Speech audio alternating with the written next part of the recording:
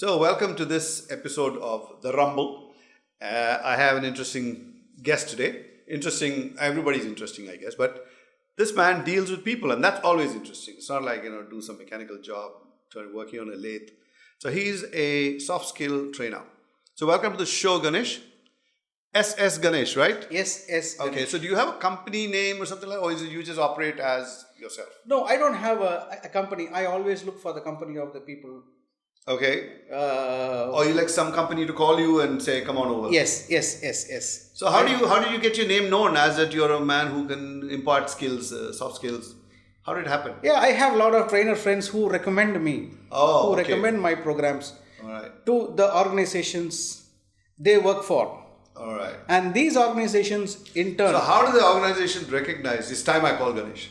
What is it that yes, you... to be very frank, when there is a space, when there is a need for a trainer, Okay. or when they don't have their trainer fitting in there, that's when they remember me. Because, if somebody were to listen to us, some owner of some corporate body, and he says, okay, now these guys are talking about the need for special skill training. So this is now when I need him. So how would they know this time is right? Now I think somebody ought to come and talk to my workforce. Yeah, I have not grown to that level of the corporates recognizing me as an individual. Or any training program. How would they know time is right? Yes. They have a mandatory requirement to conduct training programs during... Why? Is it from the government? No. Some organizations have to do that because they are following ISO certification or whatever. Oh, all right.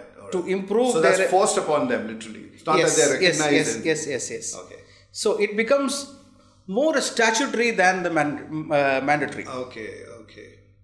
It's like cigarette smoking is injurious to health. You put that on the cigarette packet. And you have done your responsibility. Yes. You're taking care of that. Yes. Though you may or may not believe it. Absolutely. So many of these training courses, you will say, are similar to this. I need to call somebody because that's the law.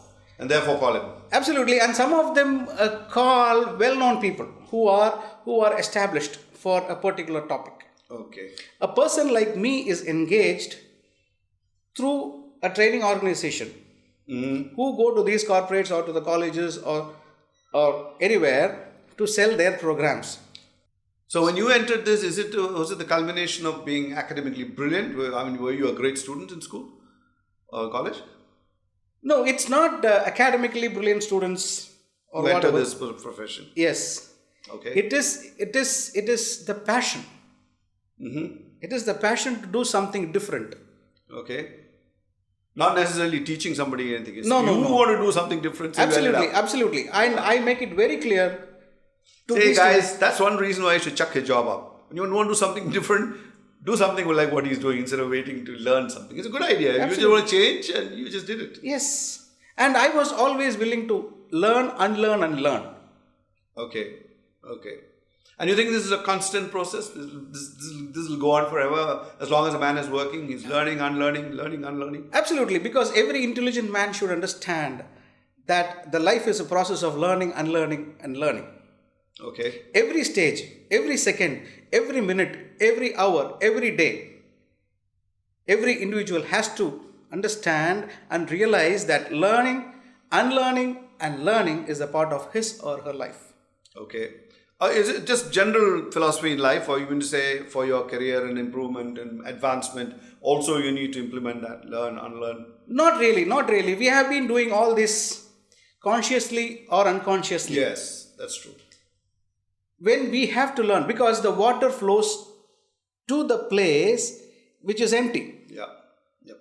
Right? You cannot keep filling without unlearning things. You cannot keep on learning because at one point of time you will block yourself. Yeah, there's only a finite amount of stuff that you can take in. Absolutely. So you throw some out, get some new stuff in. Yes. So the thing is, you start unlearning and then learn new things. Many people have this complex too.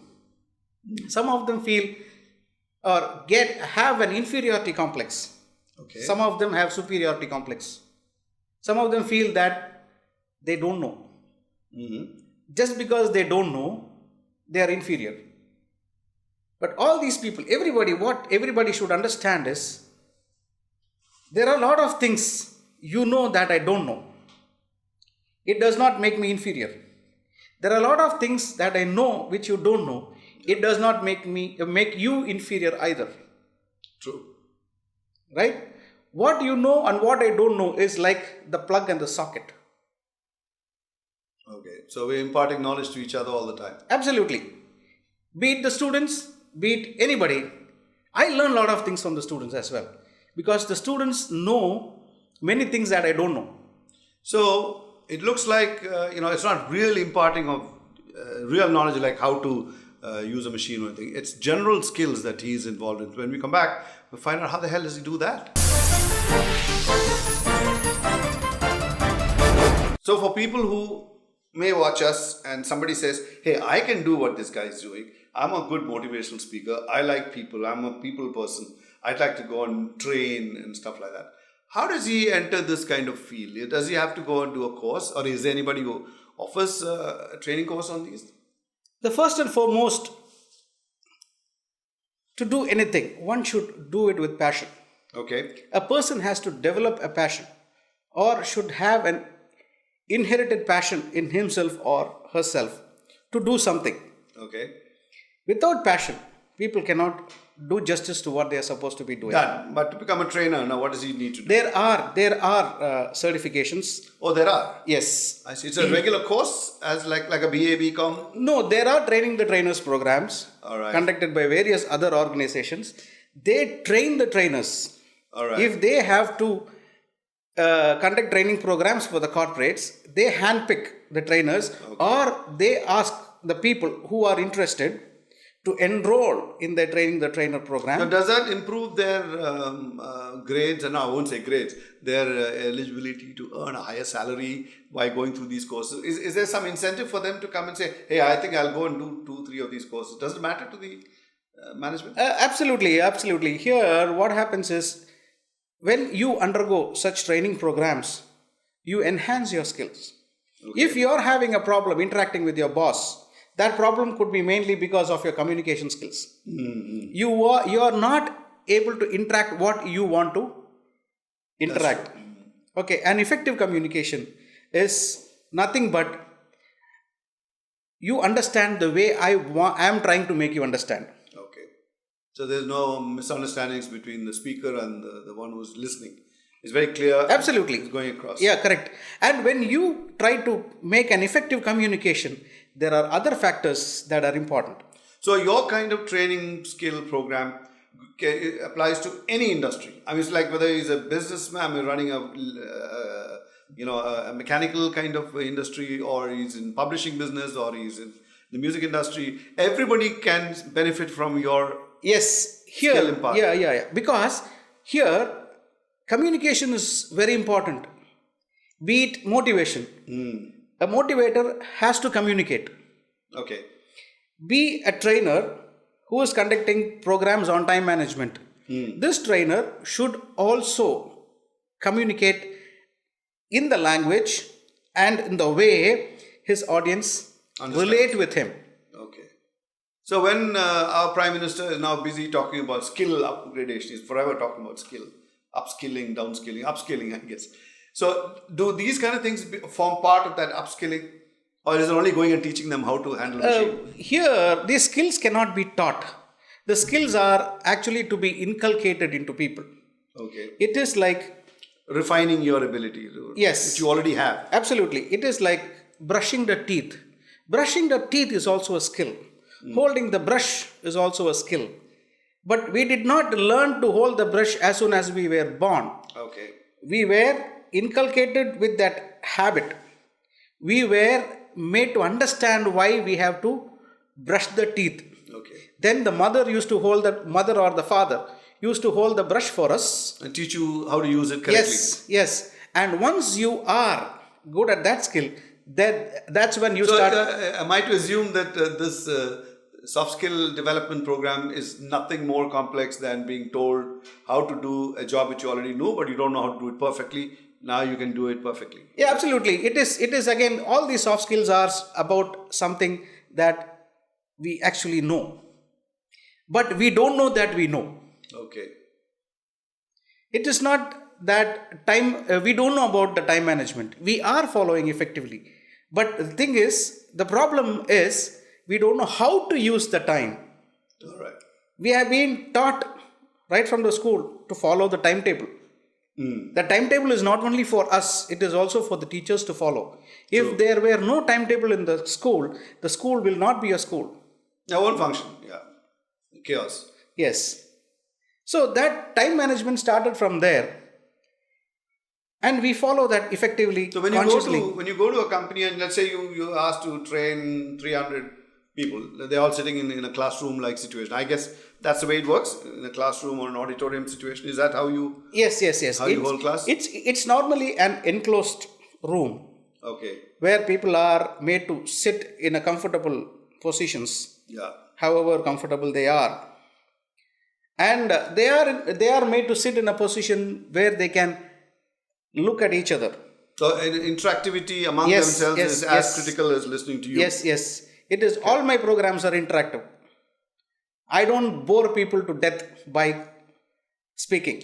All right, guys, you want to train your staff? Get him. He promises not to bore his people, and that's very critical. I've slept in any number of seminars where I've been hiding behind the guy in front of me, just not to be seen by the person. So we'll come back and find out that last bit. So when you say I make it interesting, I don't bore people, because most of these courses are actually very obtuse. People really don't understand what is it that this guy is telling me. What am I supposed to take away at the end of this 5-day course or 3-day course? Or is that the kind of length that you do a course? Is it in days or in hours? Oh yeah, it is a very basic, simple principle. Many of us, or all of us for that matter, would not like to listen to people every time. We want others also to listen to us. Okay. Instead of being heard, we want ourselves to be heard. Okay. So during my programs, everybody is... So it's a lot of group activity, or is everything individual? No, group activity is again to keep them alert. All right. So these are all just tools to teach whatever message you want to push on. Yeah, it is not teaching. Again, it is not teaching what I do. People open up. Absolutely. It is to make people understand what they know. Because everybody knows what they want. So like waking up a sleeping giant. Yes. And it is to make them realize, yes, you do know about it. And are you able to quantify it? Can the management who called you, can they say, right, after Ganesh came and he spoke to my guys, I see a real difference in the way my people are working or in the communication skills that they have. Can you actually quantify it? Oh yeah, some of these, not really the management. The management, I get the feedback instantly from the participants. So you will know whether you have been effective or not. Yes. You will know that. Yes. Yeah, but how does the management who... Yes, it happened to me in 2 corporates where the management called me again and said, fantastic, this is what I have to do. And they even increased my pay.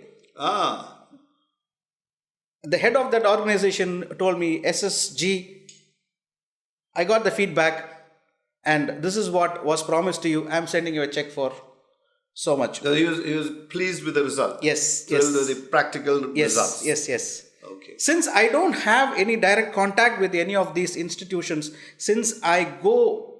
Oh, through the organization. Yeah. I'm not supposed to be getting in touch with them directly because the ethics does not allow me to do that. I know. And is this confined to the private industry sector, or are we seeing increasing need for all this and recognition of these problems even in government bodies? Everywhere. We can find this problem into in our day-to-day life. Every person, right from a workaholic to a person who hardly works, leave alone the people who are work. Yes, they all require some help to understand. The self-realization is very important. Blossom in your... Absolutely. They should know what they know. There has to be a self-awareness. So it's almost like like you said, open their eyes to their own potential and make them feel, hey, you're not such an Absolutely. idiot. It is like opening up and looking around. It's like opening up and looking inside. So do you have specialized, what shall I say, tools, in the sense something that you carry along with you, or is it all between your ears? Yeah, it's all based here.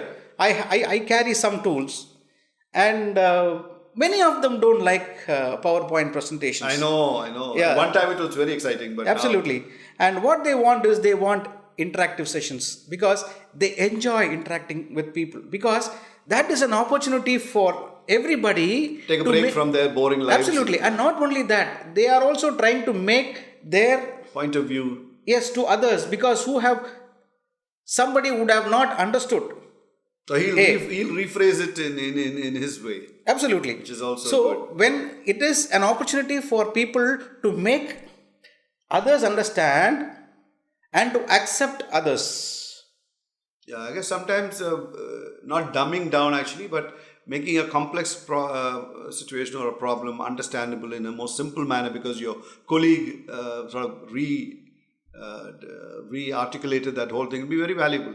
Instead of always giving big, heavy, fat words, you're Absolutely. in a symposium-like situation, they're all talking together. I guess. Yeah, correct. And everything boils around this simplicity. I call it as MSC. MSC is making simple complicated. Okay. All of us try to complicate. So we're masters in that. Absolutely, we are masters. We need to reverse it. Yes. Okay. So because if you ask a person, why do you like him? The answer would be, he is simple, down to earth, approachable. These are the words we use, but they're not doing things that way. Absolutely. We expect people to be like that, but when it comes to us, we don't. We try to complicate things to ensure that we are sitting in our chair comfortably. Okay. Because we want to avoid that particular question, why are you here? So, do you think what you are suggesting or doing will be helpful for students too?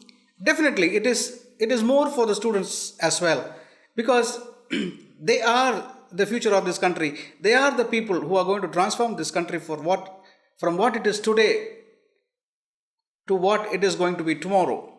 Okay, I think that's enough value to take away. Make things simple and make people understand their own potential.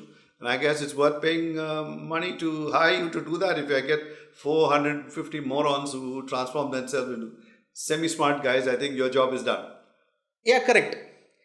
And they'll call you again and again. So thanks, Ganesh, for coming over. And I hope you go out there and train hundreds and hundreds of thousands more, because we need that training.